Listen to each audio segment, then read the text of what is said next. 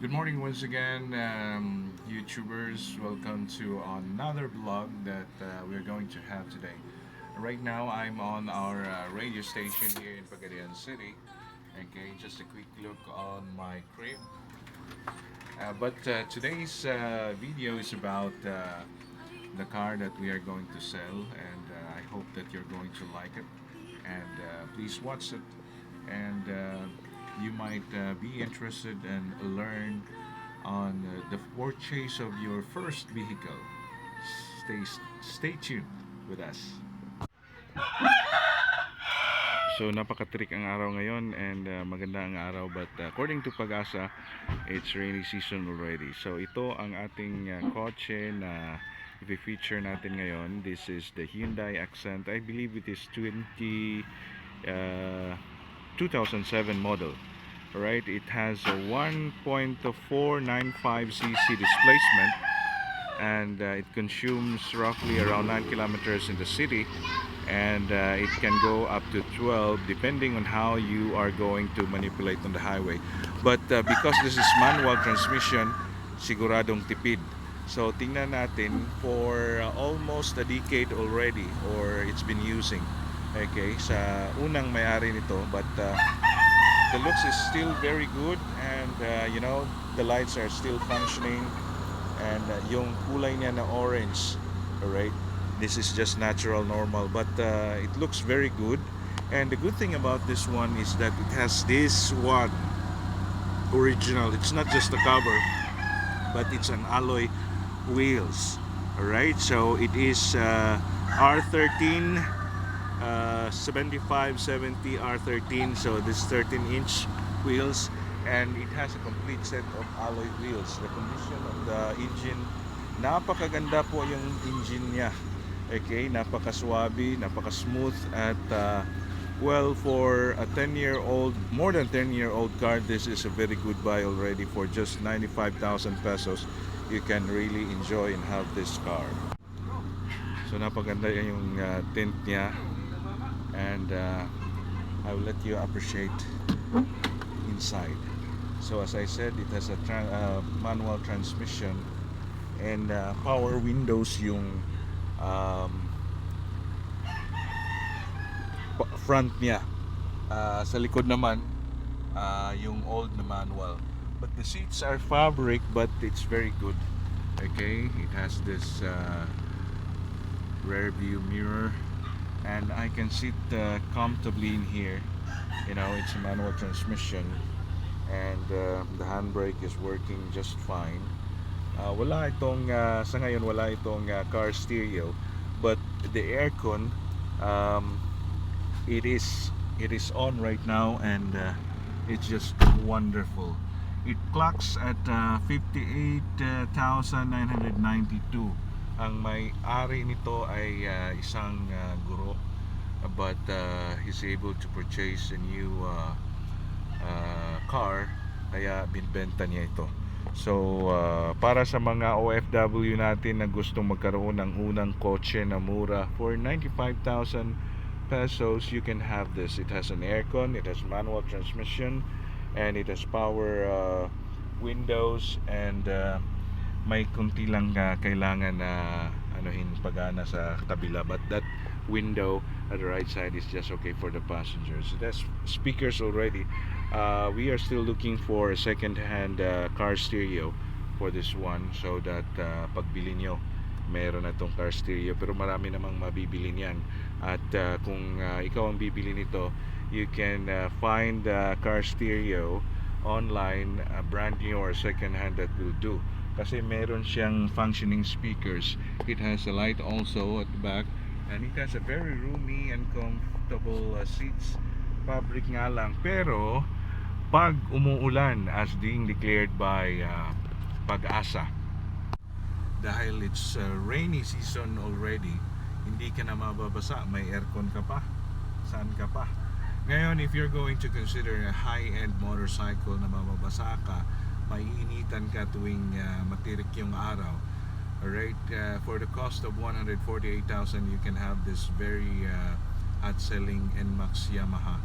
But if you're practical and you don't want to get wet during the rain. Dito ka na. Oo, rinig mo?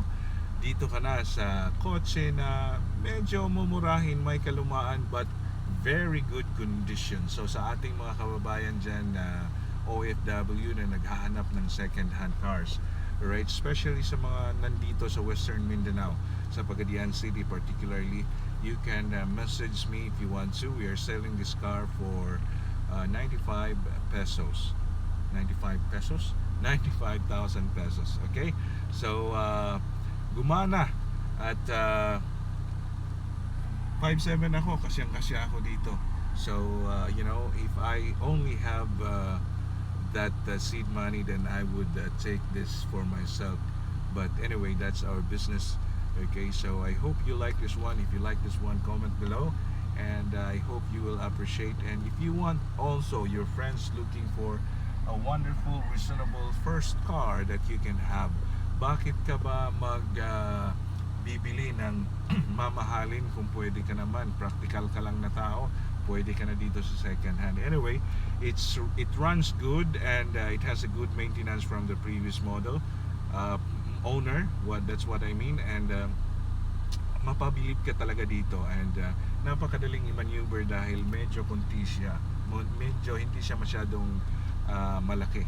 So I hope that you are going to like this video and share this to your friends who might want and share and buy a second hand car. So i-revolution natin, ha. I hope you can hear, and the sound of the beep. Okay, it's a very nice one. So I think that's it for the inside interior. It has a manual for reclining, and for the fuel, and for the engine bay. Okay, I will show that up to you, and we are going to show it here at the second row. Okay, I'm 5'7", and I'm still comfortable here, although it fits, or it you know, bumps my knees. Pero yan kasi yung settings ko. Pag medyo maliit ka pa sa akin, then of course maabanti pa natin to. Okay, and as you can see, I am there's no aircon vents right here, but if the car is on and the aircon is on, kahit nandito ka sa likod, okay, kasyang-kasya. Wala siyang armrest dahil, as I said, medyo maliit lang itong kotse na to, right? But it has this charger na pwede mong lagyan, okay, para ma-charge yung cellphone mo. So, saan ka pa?